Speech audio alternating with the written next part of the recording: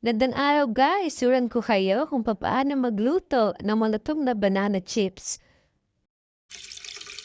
Isa-isahin mo natin tanggalin at paghiwa-hiwalayin.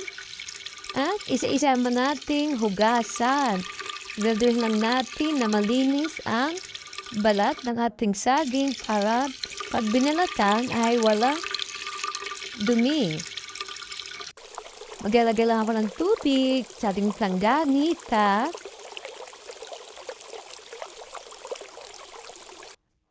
At talagyan din natin ito ng suka.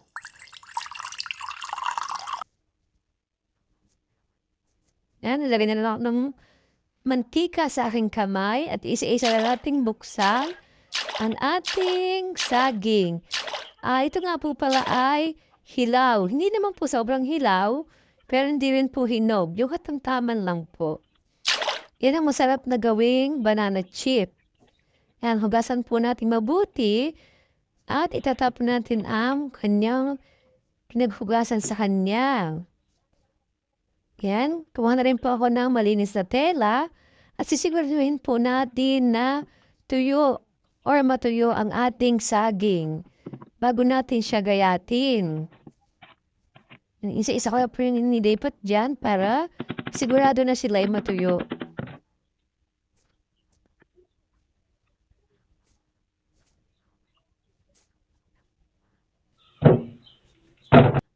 Isa-isa ko na po siya ibinalik uli sa planggana para siya ay hindi makalat. Yan, sinil ko pa rin po na matuyo sila. Umpisa na po natin ang pagagayat. Kailangan po ng maninipis ang pagdagayat sa kanila para mas madali sila maluto at maging malutong. Ayan na ang ating ginayat na saging at maglalagay lang po tayo ng isang tasang asukal, isang tasang suka, at isang tasang tubig. At siguraduhin natin ito ay matunaw ng mabuti. Ito po ang ilalagay natin mamaya. Yan, sa kumukulong mantika. Medium heat nga lang po para ito ha. Ayan.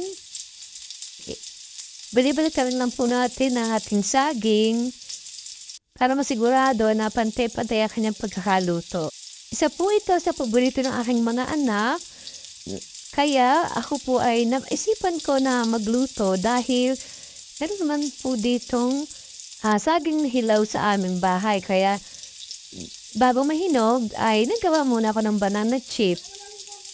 Ayan, pag napansin mo na marutong na siya, lagyan na natin siya ng ating tinunaw kanina na asukal-suka at tubig. Ayan na. Yan po talaga magpapalutong sa ating banana chip. Diba?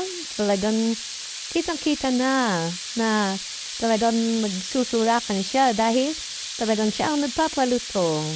Ano yung kutsara nga pala ang aking nilagay? Yan na po ang ating malutong at masarap na banana chip. Follow me and share my video.